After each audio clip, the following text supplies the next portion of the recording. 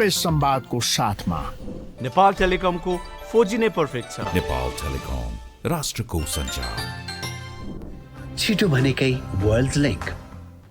Dish home fibre net भरपर्दो र विश्वासिलो छ, म जस्तै। Dish home fibre net.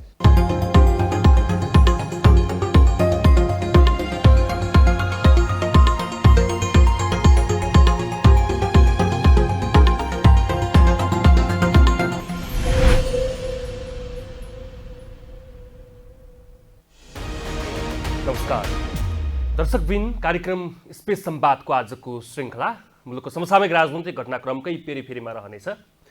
यति बेला प्रधानमन्त्री पुष्पकमल दाहालमाथि एउटा दबाव छ। भौतिक पूर्वाधार तथा यातायात मन्त्री प्रकाश ज्वाला तत्कालीन बेला बालकुमारीको बाटो सयर गर्दै गर्दा त्यहाँ चाहिँ कोरियन भाषा परीक्षा दिन पाउनु पर्ने भनेर जुन विद्यार्थीहरू आन्दोलन गर्दै थिए, त्यो आन्दोलनले उग्र रूप लिइसके पछाडि प्रहरीको दमनबाट 2 जनाको हत्या भयो र त्यसपछि सरकारले एउटा छानबिन समिति गठन गर्यो र छानबिन समितिको निष्कर्षले पनि के भन्यो भने भौतिक पूर्वाधार तथा यातायात मन्त्री प्रकाश ज्वाला नै दोषी छन् र केही त्यहाँ सिपाहीहरू दोषी भएको कुरा उसले बताइसक्दा पनि मन्त्रीमाथि नैतिकताका धेरै प्रश्नहरू उब्जिएका छन्। किनभने प्रधानमन्त्री क्याबिनेटको सर्वेसर्वा प्रधानमन्त्री हो, चाहे भने प्रधानमन्त्रीले मन्त्रीलाई बर्खास्त गर्न सक्ने, हटाउन सक्ने लगायतका यस्ता अधिकारहरू हुन्छन्, तर उनलाई आजसम्म पनि हटाइएको छैन भन्ने एउटा पेचिलो प्रश्न त्यहाँ छ। र माओवादी केन्द्रले विधान सम्मेलनलाई पनि सम्पन्न गरेको छ र आगामी कार्यदिशा र आगामी माओवादीको गन्तव्यका विषयमा पनि भरपूर छलफल र बहस पनि भएको छ। र नेकपा माओवादीभित्र एक्लै बृहस्पति प्रचण्ड मात्रै हुन् वा अध्यक्षका अन्य आकांक्षीहरू वा चाहिँ पछि पार्टीलाई ह्यान्डल गर्ने एउटा पुस्ता तयार हुँदैछ वा छैन लगायतका पेरिफेरीमा केन्द्रित रहेर बहस र छलफल गर्दैछौँ। र बहसका निम्ति नेकपा माओवादी केन्द्रका केन्द्रीय समिति सदस्य लक्ष्मण पन्त बेराठी हुनुहुन्छ। नमस्कार, स्वागत छ यहाँको। नमस्कार, धन्यवाद। अब सुरुमा चाहिँ बालकुमारी घटनाबाट अलिकति जोडौँ, किनभने प्रधानमन्त्री पुष्पकमल दाहाल प्रचण्ड तपाईँको पार्टी अध्यक्ष पनि हो र क्याबिनेटमा प्रधानमन्त्रीको धेरै ठुलो अधिकार पनि हुन्छ। र बालकुमारी घटनामा मन्त्रीलाई नै दोषी देखाइसके पछाडि प्रधानमन्त्रीले एक्सन लिनुपर्ने थियो, तर उहाँले चाहिँ एक्सन लिन सक्नु भएको छैन।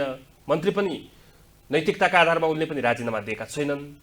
तपाईँकै पार्टीको अध्यक्ष प्रधानमन्त्री भएको नाताले तपाईँले के भन्नुहुन्छ? तपाईँको सुझाव, तपाईँको आफ्नो ओपिनियन के छ यसमा? सुरुमा यो बालकुमारी घटना अत्यन्तै दुर्भाग्यपूर्ण घटना हो। यो नघट्नु पर्थ्यो, घट्यो। अब यो घट्नुका पछाडि सुरक्षा निकायको कमजोरी थियो वा अब जुन अनियन्त्रित भिडले आक्रमण सुरु गरेपछि गोली चालन भयो, यो चाहिँ अब छानबिनको विषय हो। तर पनि अब मलाई मेरो व्यक्तिगत विचार के हो त भन्दा अब यतिका यो विवाद भइसकेपछि, अब मन्त्रीकै नाम यसरी मुछिसकेपछि अब नैतिकताको प्रश्न एउटा जबरजस्त रूपमा उठिरहेको छ। तपाईँले पनि भन्नुभयो, यो सबै पृष्ठभूमिलाई हेर्दा वर्तमानमा जसरी विषयवस्तुको उठान भइरहेको छ, अब मलाई के लाग्छ भन्दा अब यसरी विवादमा आइसकेपछि त्यो पदमा बस्नु मलाई लाग्छ औचित्यपूर्ण हुँदैन। एउटा कुरा के छ भने मन्त्रीको नैतिकताको कुरा त एउटा छ हैन, तर क्याबिनेटमा गर्ने डिसिजन प्रधानमन्त्रीको पनि त त्यहाँ जोडिन्छ, उहाँमाथि पनि एक किसिमको दबाब छ, तर उहाँले पनि हटाउन सक्नु भएन क्या? होइन, अब त्यो त अहिले अब मलाई लाग्छ 3-4 दिनदेखि यो विषयले फेरि चाहिँ अब जोड पक्रिन थाल्यो। अब सिज क्लाइमेक्समा पुगेपछि निश्चित रूपमा प्रधानमन्त्रीलाई क्याबिनेटलाई पनि प्रेसर पर्ने कुरा भइहाल्यो र यो विषयमा अब छलफल अवश्य पनि होला क्याबिनेटमा। र म त के भन्छु भन्दा अब यो यतिका विवाद आइसकेपछि प्रकाश ज्वालाजीले नै अब क्याबिनेटको अथवा प्रधानमन्त्रीको मार्ग चाहिँ सजिलो बनाइदिनु नै उपयुक्त हुन्छ भन्ने लाग्छ। यद्यपि अब त्यसमा दोषी को थियो, अब मन्त्रीजी नै दोषी हुनुहुन्थ्यो अथवा सुरक्षा निकाय दोषी थियो अथवा मन्त्रीको पिएसओ दोषी थियो अथवा अनियन्त्रित भिड जसले पनि प्रोभोक गर्यो त्यो दोषी थियो थिएन भन्ने प्रश्न एउटा हो। त्यो छानबिन हुँदै जाला, भइ पनि रहेको छ। तर यतिका विषय उठिसकेपछि अब मन्त्रीजीले नै यसमा निकास दिँदा उपयुक्त हुन्छ भन्ने लाग्छ। जस्तो अब हामी यो देशमा, यो राज्यमा हैन जति पनि सरकारहरू छन् र त्यसपछि पटक पटक हरेकका पालामा भनौँ न सरकारकै नेतृत्व गरेका प्रधानमन्त्रीहरूलाई संविधानले यति धेरै निर्दिष्ट गरेका कैयन अधिकारहरू पनि छन्।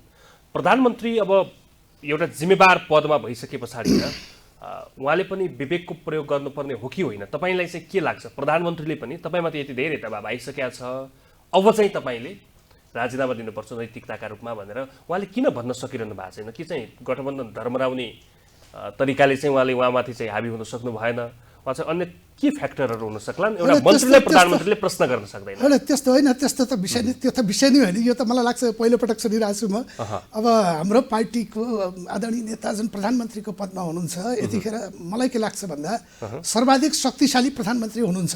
हेर्नुहोस् है, त्यो मन्त्रीहरूलाई प्रश्न गर्न सक्नु भएन भन्ने विषय त मलाई लाग्छ यो तपाईँले देखियो त लक्ष्मणजी, त्यो तपाईँले देख्नु भएको छ नि। अब अहिले तपाईँले देख्नु भएको छ भ्रष्टाचारका ठुला ठुला काण्ड चाहिँ प्रधानमन्त्रीकै नेतृत्वमा उजागर भइरहेछन्। तर मन्त्रीलाई हटाउन किन सक्नु भएको छैन? यो विषय नैतिकताको लागि जुन एउटा दबाब आइरहेछ उहाँ, होइन यो विषय गठबन्धन भत्किएला होइन, मेरो त पावरै भनौँ न, म चाहिँ अब शक्ति सन्तुलनमा चाहिँ तल आउँला खस्नुला भन्ने त हो नि उहाँको त। होइन, प्रधानमन्त्रीले बारम्बार भन्नु पनि भएको छ, यदि चाहिँ अब सत्यको मार्गमा हिँड्दाखेरिमा यो सरकार नै छाड्नुपर्छ भने भ्रष्टाचार विरोधी काम गर्दा, तपाईँको चाहिँ अनीतिको विरुद्ध, अनैतिकताको विरुद्ध एउटा चाहिँ प्रहार गर्दा मतलब पद नै जान्छ भने, गठबन्धन नै ढल्छ भने पनि कुनै चिन्ता छैन भनेर त उहाँले बारम्बार भनिरहनु भएको छ नि। यो त मलाई लाग्छ अलिकति चाहिँ मनोगत विषय। यो चाहिँ प्रधानमन्त्रीले प्रश्नै गर्न सक्नु भएन, हटाउनै सक्नु भएन, अथवा गठबन्धन दरापमा पर्ने खतरा को डरको कारणले गर्दा प्रधानमन्त्री चुपचाप हुनुहुन्छ भन्ने कुरा चाहिँ त्यो वस्तुगत सत्यसँग मेल खान्छ भन्ने मलाई लाग्दैन। अस्तिबाट मात्रै यो विषयले अलि तुल पक्रिन खोजेको देख्छु म यो बालकुमारी काण्डले। अब यसको पनि निकास निस्किएला, 1-2 दिनभित्र निस्किएला। त्यो चाहिँ यति मतलब अधैर्य हुनुपर्ने पनि आवश्यकता म देख्दिनँ। अब तपाईँले भ्रष्टाचार र सुशासनको कुरामा चाहिँ सरकार अलिकति तदारुकताका साथ लागेको कुरा कोट्याउँदै हुनुहुन्छ। र भ्रष्टाचारको कुरा गर्दाखेरि नेपालमा भएका भ्रष्टाचारका काण्डहरू, जुन काण्डको फेरिस्त पल्टाउँदा त यो हाम्रो समयले भ्याउँदैन। तर पछिल्लो समय आएको नक्कली भुटानी शरणार्थी प्रकरणबाटै हामी प्रवेश गरौँ। त्यसमा पनि ठुलालाई चैन सानालाई ऐन जस्तो। त्यसपछि आयौँ हामी यो ललिता निवास प्रकरणमा आयौँ। त्यसमा पनि पूर्व प्रधानमन्त्रीहरूले सफाई पाउने, मन्त्रीहरूले पनि सफाई पाउने, तर कर्मचारी मात्र त्यहाँ मुछिने, यस्ता खालका कैयौँ घटनाक्रमहरूले देखाउँदै गयो भन्दा राजनीतिक दलमा आबद्ध भएको नेता, शक्ति र सत्ताको पहुँचमा भएको मान्छेहरूलाई चाहिँ अलिकति सहज, सामान्य एउटा टिप्पणी उठाउने कर्मचारीहरूदेखि लिएर कारिन्दाहरूलाई चाहिँ अप्ठ्यारो। यसो हुँदा चाहिँ सबैको भनौँ न न्यायको आभास सबैले गर्न पाउँछन् यसरी यही प्रक्रियाले? अब यो पहिलो विषय त मुख्य प्रश्न के हो त भन्दा हाम्रो सरकारले एउटा हिम्मत गर्यो। हाम्रा प्रधानमन्त्रीले, हाम्रा गृहमन्त्रीले जुन हिम्मत गर्नुभयो त्यो चाहिँ सबैले प्रशंसा गरेका छन्। हामी सबैले पार्टीमा पनि, तपाईँहरू मिडियाले पनि, अब तपाईँको स्पेस 4K त एन्टी करप्सन मुभमेन्टबाट नै जन्मेको टेलिभिजन हो। त्यो कारणले गर्दा हामी सबैले मान्नै पर्छ कि हाम्रो पार्टीको नेतृत्वको सरकारले ठुलो हिम्मतको साथमा यी चाहिँ भुटानी शरणार्थी काण्डदेखि लिएर अब ललिता निवासदेखि लिएर सुन काण्डसम्म एक्सपोज एकपछि अर्को गर्दै गइरहेको छ। र हिजो मात्रै पनि अब यो सायद मेलएमसीको विषयमा पूर्व थुप्रै ठुल्ठुला अधिकृत पूर्व 3 सचिव लगायत अब त्यो आइरहेको छ छानबिनमा। भनेपछि यो चाहिँ अभूतपूर्व एउटा काम हाम्रो सरकारले गर्यो होइन। तर पनि फेरि तपाईँले भने जस्तै अब ठुला मतलब शीर्षस्थ नेतृत्व तहका अब नेताहरूमाथि अलि मतलब लगाम राम्रोसँग कस्न सकेन भनेर जसरी आइरहेछ, पब्लिक पर्सेप्सन बनिरहेको छ, त्यसमा चाहिँ सत्यता छैन भनेर म भन्दिनँ। त्यो ललिता निवासले पनि देखायो क्या कतिपय सिनारियो, सत्यता छैन भनेर विशेष अदालतको फैसलाले पनि त देखायो नि। अब त्यो कारणले गर्दा म के अनुरोध गर्न चाहन्छु भने हाम्रो सरकार जुन छ, प्रधानमन्त्रीज्यूले, गृहमन्त्रीज्यूले, अन्य सरकारी निकायहरूले यसमा चाहिँ एउटा हिम्मतपूर्ण तरिकाले अगाडि बढ्नुपर्छ। यो बढ्दाखेरिमा सरकार गए पनि जाओस्, बसे पनि बचोस्, यसको परवाह नगरिकन तपाईँको चाहिँ जतिसुकै माथिल्लो तहको नेता भए पनि, पूर्व प्रधानमन्त्री भए पनि, जे भए पनि उनीहरू चाहिँ कार्यवाहीको दायरामा आउनुपर्छ भन्ने मेरो व्यक्तिगत पनि अब मतलब एउटा कन्भिक्सन हो, प्रतिबद्धता हो, मेरो चाहिँ विचार, व्यक्तिगत पनि विचार हो। आउनु पर्थ्यो, आएन। कतिपय रूपमा चाहिँ यसलाई स्टन्टका रूपमा पनि लिइरहेछन् क्या धेरैले होइन। जस्तो भ्रष्टाचारका फाइल पल्टाउने, सस्तो लोकप्रियताका लागि केही समय चाहिँ एक्सन गर्ने, तर त्यसको रिजल्ट चाहिँ हुन्छ नि, आउटपुट चाहिँ नआउने। स्टन्ट कहाँ हुन्छ तपाईँको चाहिँ? अब हिजो हाम्रो पार्टीमा रहनुभएका नेता टुपबहादुरजी अझै पनि जेलमा हुनुहुन्छ। त्यो जेलमा हुने कुरा त कहाँ स्टन्ट होला र? जस्तो नक्कली भुटानी शरणार्थी प्रकरणमै राज्य संयन्त्रकै दोहन गरेर तालुकदार मन्त्रालय सम्हालेका पूर्व गृहमन्त्री चाहिँ आज बाहिर हुनुहुन्छ होइन। केही समय मात्रै उहाँ हिरासत बस्नुभयो। त्यस पछाडि चाहिँ टोपबहादुर रायमाझी भलै उहाँ चाहिँ कारागार हुनुहुन्छ, उहाँ पनि कति दिन हो भन्ने किसिमको यो बाहिर आउनुभयो, त्यो त अदालतले सफाई दिएपछि उहाँ चाहिँ बाहिर आउनुभयो। अब यसमा चाहिँ कानुनी पाटाहरू उहाँहरूले दिएका बयानको विषय होला, अब के होला, अदालतले जुन मतलब मुक्त गर्यो, उहाँलाई रिलिज गर्यो, त्यो अदालतकै विषय भयो। अब हामीले सामान्य रूपमा हेर्दाखेरिमा अब एउटै प्रकरणमा अब जेल पर्नुभएका दुईटा नेताहरू एउटा छोड्दा अर्को नछुट्नुले अब कि त चाहिँ उहाँहरूको बयानमा चाहिँ अब के भयो, अब त्यो अब टोपबहादुरजीले एकदम चाहिँ पूर्ण रूपमा स्वीकार गरेको अथवा एउटा चाहिँ त्यस्तो खाले बयान दिएको, त्यो कारणले गर्दा नछुटेको पनि होला, त्यो अदालतको विषय भयो। तर पनि के हो त भन्दाखेरिमा यो चाहिँ यसले मतलब अदालतप्रति पनि एउटा चाहिँ थुप्रै प्रश्नहरू उठिरहेछ त होइन।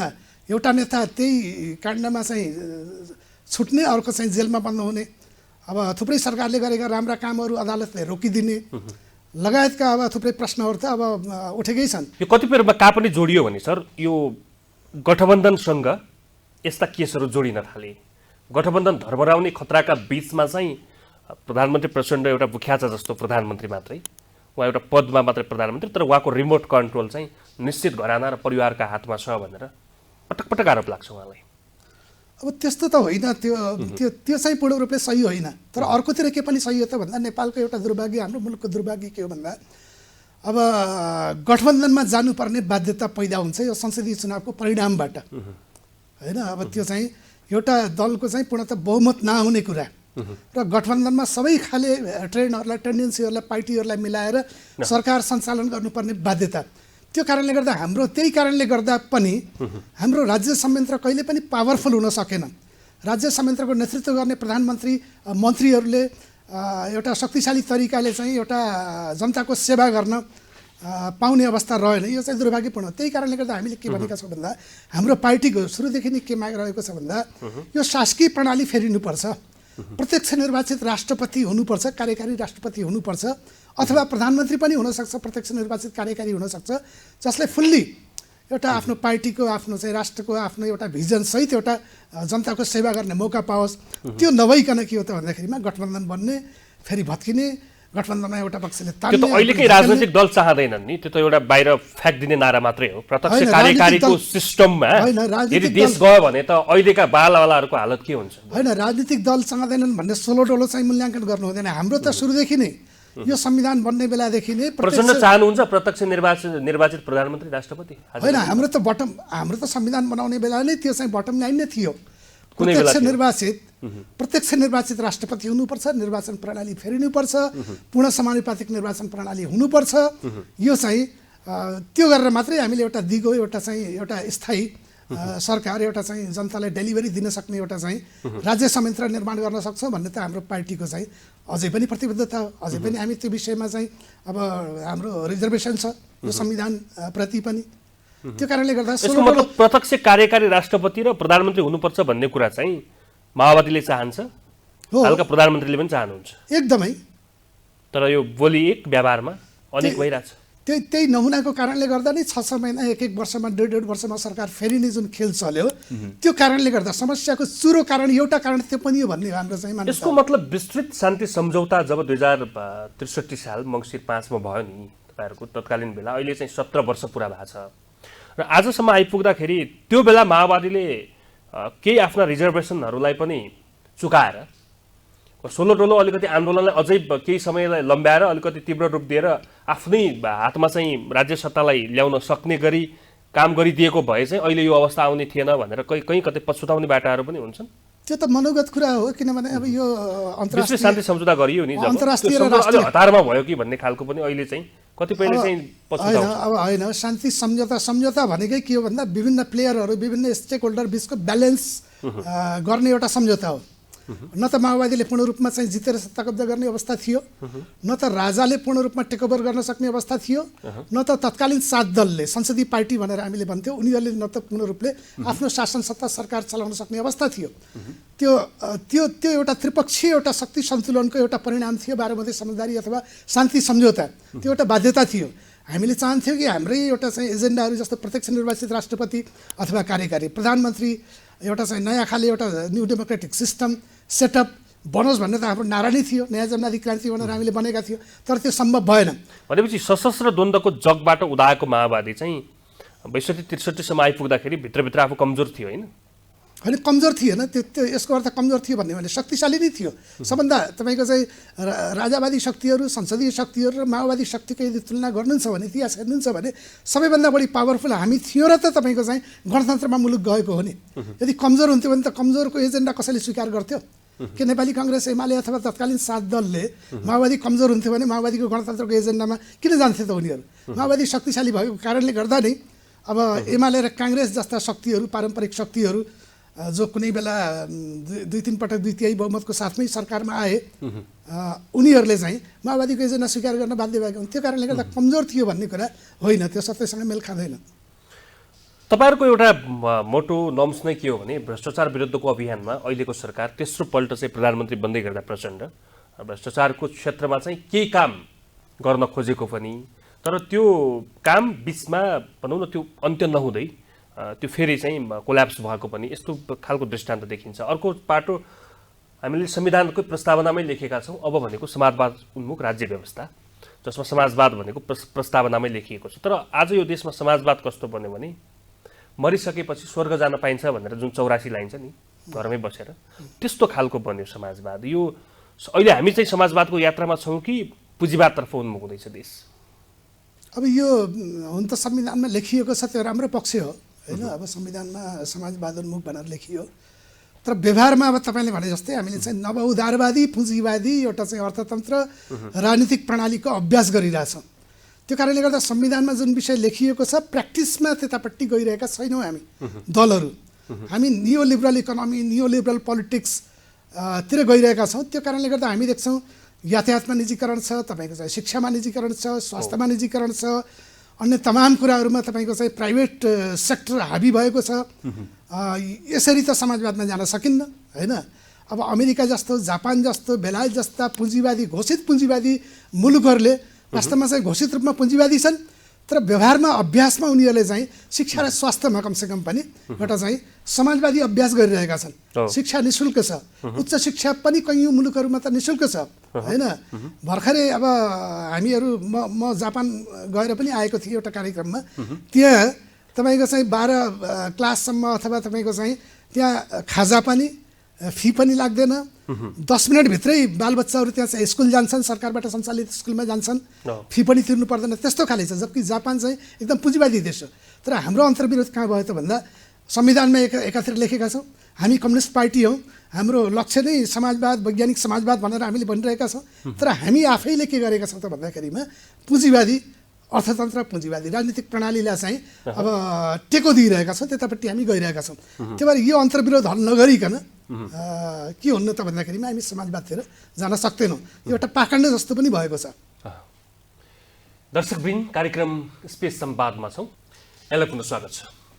हामी समग्र राजनीतिकै विषयमा कुराकानी गर्दाखेरि र माओवादीको 10 वर्षे सशस्त्र द्वन्द्वको कुरा गर्दा मलाई लाग्छ अब 64मा पहिलो संविधान सभाको निर्वाचन भयो, 64 पछि आज आउँदाखेरि हामी 16 वर्षमा छौँ। 72मा संविधान बन्यो, त्यस पछाडिका पनि 8 वर्ष हामीले व्यतीत गरिसकेका छौँ।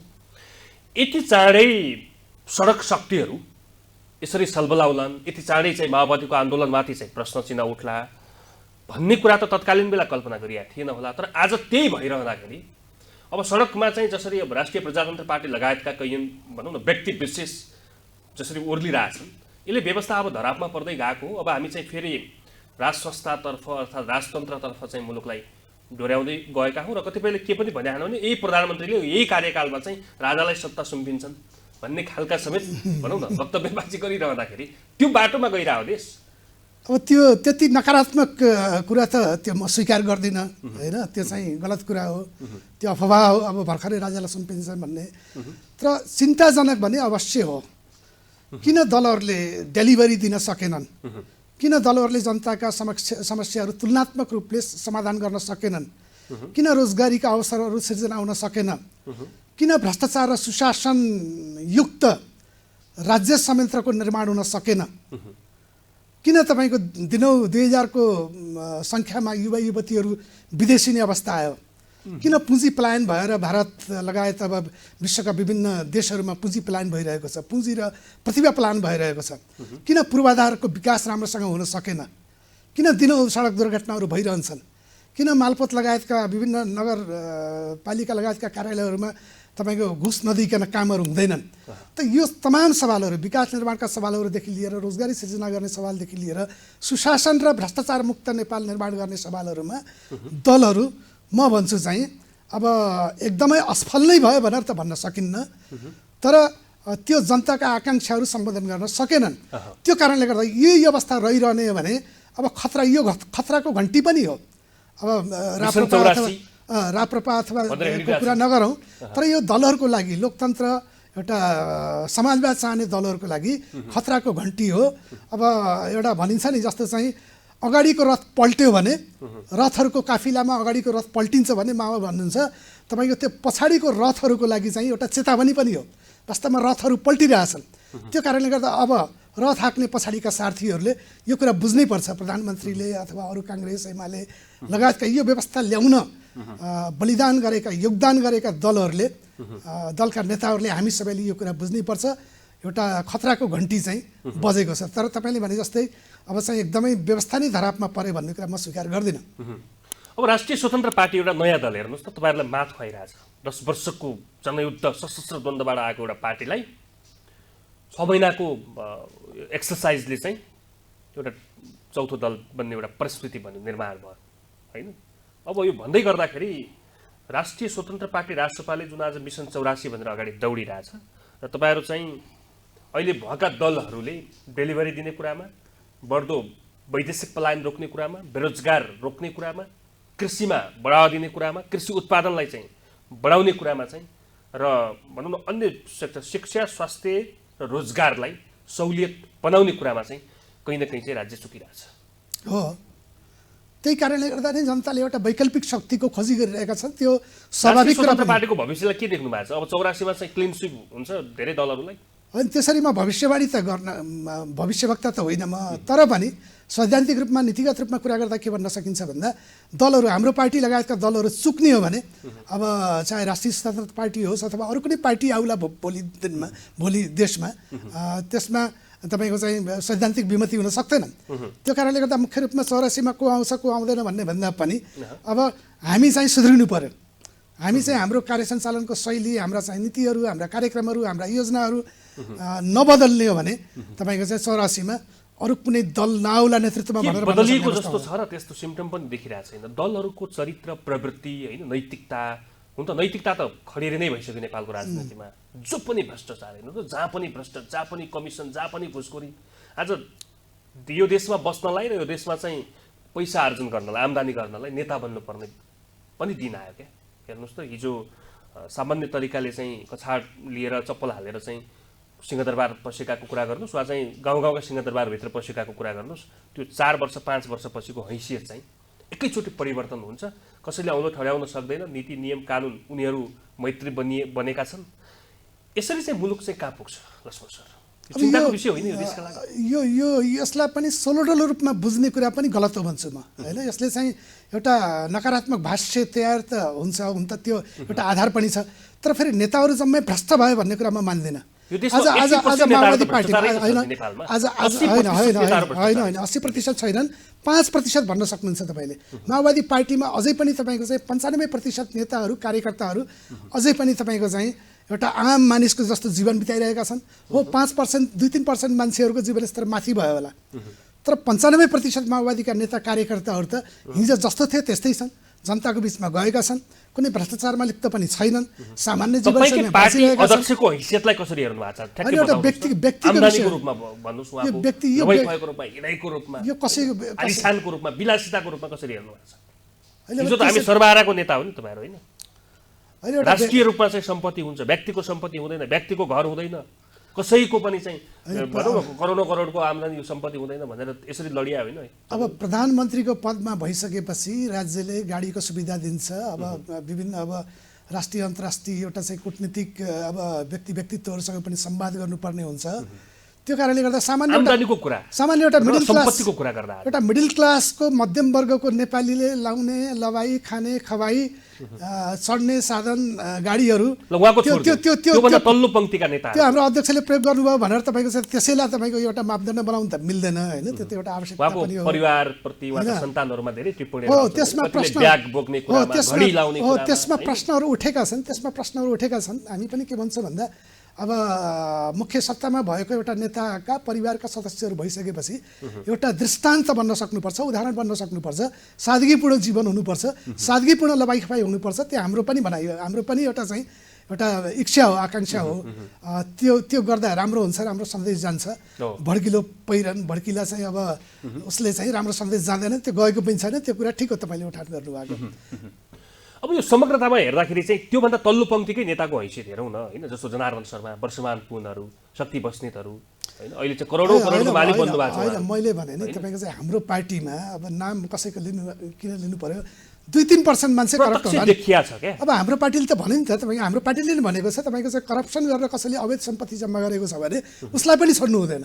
प्रधानमन्त्री आफैले 2-3 पटक भनिसक्नु भएको छ सार्वजनिक रूपमै, यदि भ्रष्टाचारको फाइल खोल्दा मेरो नाम पनि आउँछ भने मलाई पनि नछोड्नुहोस् भनेर भन्नुभएको छ। यो त भन्ने कुरा नभयो क्या, होइन भन्ने कुरा होइन। होइन पूर्व प्रधानमन्त्रीहरू अरू कसले निर्णय गर्ने मान्छे जो चाहिँ त्यसको तालुकदार हो त्यो मान्छेले सफाइ पाउँछ। ल यता मैले भन्छु कर्मचारी अहिलेसम्म देउबाजीले भनेको सुन्नुभयो, भ्रष्टाचारमा म दोषी पाइएँ भने मलाई पनि छोप्नुहोस् भनेर देउबाजीले भन्नुभएको छ। मैले त सुनेको बेला मौकामा भन्नुहुन्छ होइन भन्नुभएको छैन, म 40 वर्षदेखि भ्रष्टाचारी छोपिँदैन। अब तपाईँको ओलीजीले भन्नुभएको छ, कहिल्यै माधवजीले भन्नुभएको छैन। हाम्रो प्रचण्डजीले कमसेकम हिम्मत गर्नुभएको छ, भ्रष्ट यदि म पाइन्छ भने कमसेकम यो त एप्रिसिएट गर्नु पऱ्यो नि त। त्यो कारणले गर्दा यसलाई जनरलाइज नगरौँ। म त अनुरोध गर्न चाहन्छु हाम्रो चाहिँ आदरणीय दर्शक वृन्दमा, मिडियाका आदरणीय साथीहरू, माओवादीभित्र भ्रष्टाचारी नेताहरू छैनन्। होइन त्यो मैले कहाँ भने, नेताहरू छैनन्। होइन मैले भने सबै चाहिँ दुधले गएका छन् हैन। 2% 3% खराब होलान्, माथिको मात्रै किन कुरा, तल गाउँपालिकामा होलान्, नगरपालिकामा होलान्, जिल्लामा होलान्, प्रदेशमा होलान्, 2-3% त्यो पनि सायद बढी होला।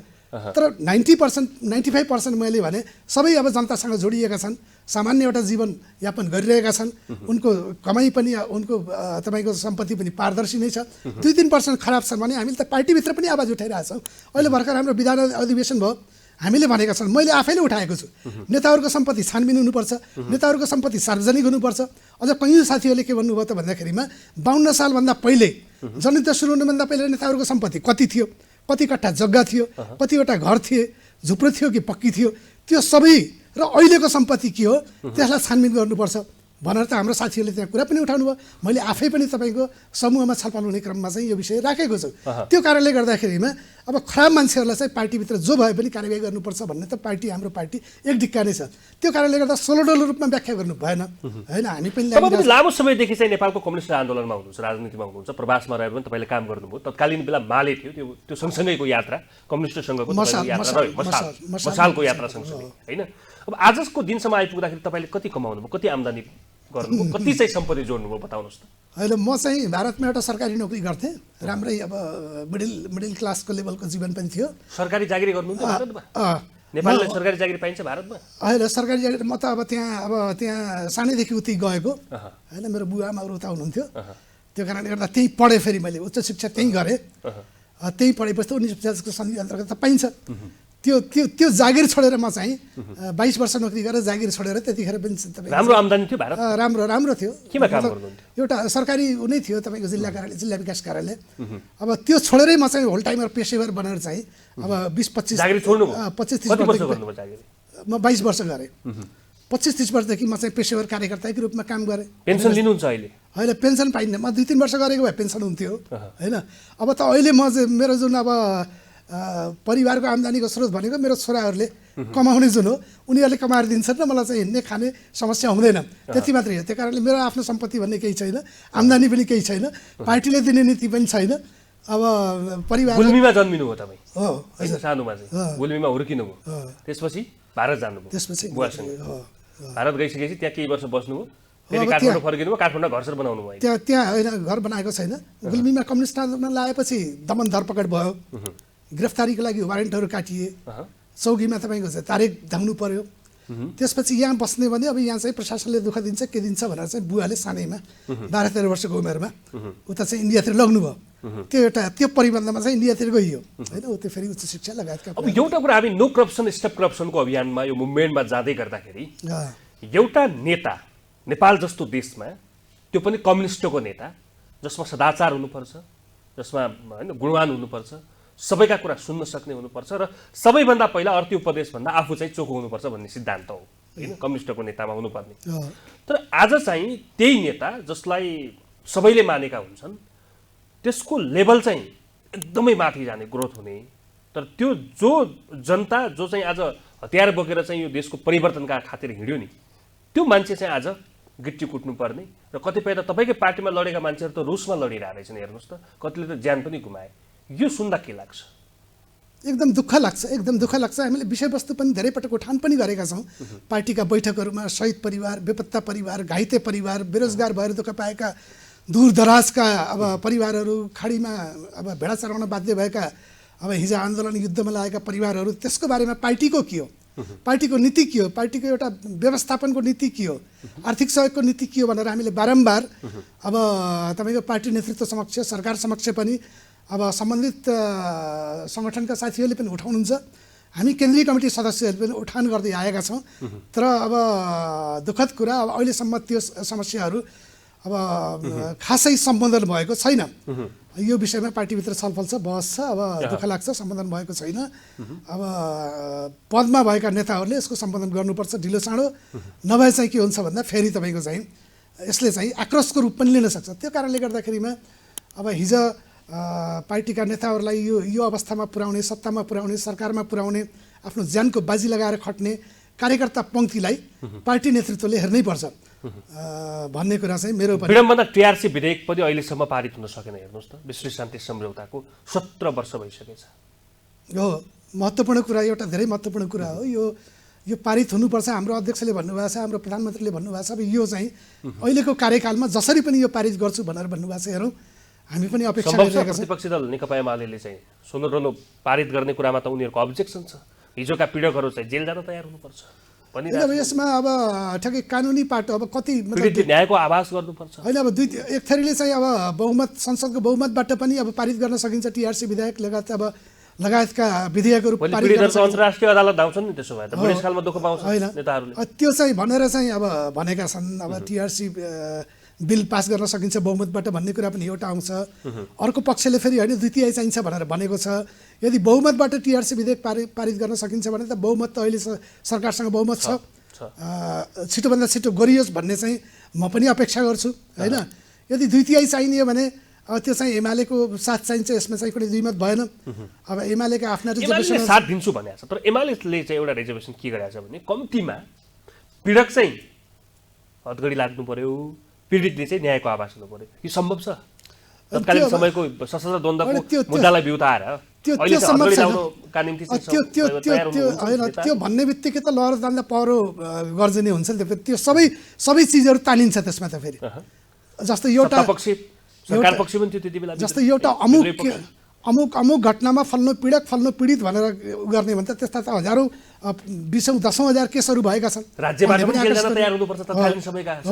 त्यही त सेना प्रमुखहरू, अब सुरक्षा निकायका प्रमुखदेखि लिएर सबै पार्टीका होइन, इभन तपाईँको चाहिँ पीडक अब टाउकाकै मूल्य तोक्ने पनि, अब जसको टाउको थियो हाम्रा नेताहरूको, उनीहरू पीडक र पीडित मान्ने भने त सबै मुछिने भयो नि त त्यसमा।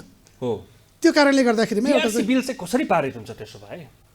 बहुमतले नै पारित गर्नुको विकल्प छैन होइन अहिले? होइन, अब यो जस्तो एउटा कानुनविदसँग मेरो कुरा भएको, बहुमतबाट पनि पारित गर्न सकिन्छ भन्ने कुरा। बहुमतबाट गर्न सकिन्छ भने त त्यो कुनै ठुलो कुरा भएन। तपाईँको पार्टी नेताले यहीँ आएर भन्नुभएको छ अस्ति पनि, अब बहुमतबाट पारित हुन्छ एमाले मानेन भने होइन, पेलर जाने नीति अख्तियार गर्छ सर। हो, बहुमतबाट पारित हुन्छ भने त त्यो तत्काल गर्नुपर्छ। अस्ति यही कार्यक्रममा भन्नुभएको छ बहुमतबाट पारित यदि मानेन भने एमाले, हो त्यो तत्काल गर्नुपर्छ। च्यालेन्ज गरिरहेको छ तपाईँहरूलाई, त्यो तत्काल गर्नुपर्ने हुन्छ।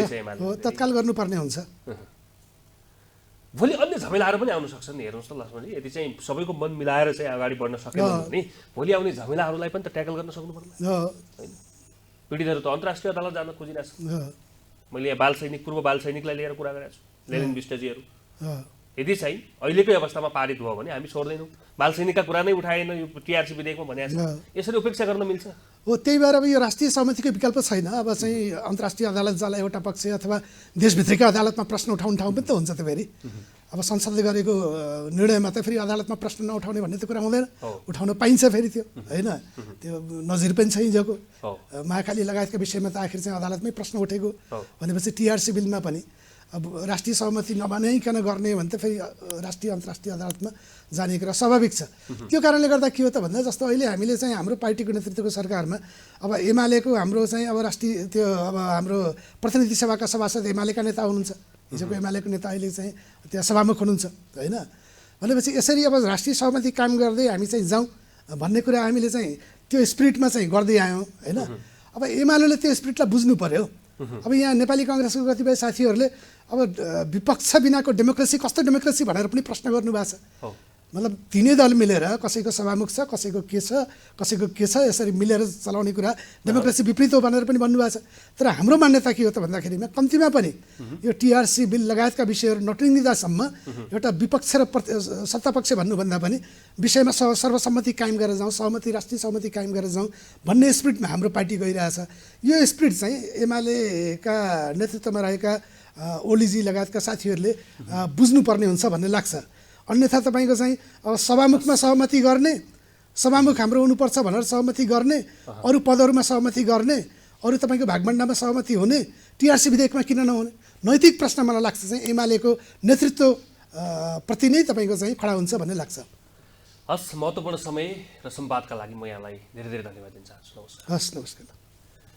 दर्शकवृन्द, कार्यक्रम स्पेस संवादको आजको श्रृङ्खलामा नेकपा माओवादी केन्द्रको राजनीति र पछिल्लो मुलुकको राजनीति, भ्रष्टाचार लगायतका फेरि मारेर कुराकानी गऱ्यौँ। आजका लागि संवादको समय सकिएको छ। नमस्कार।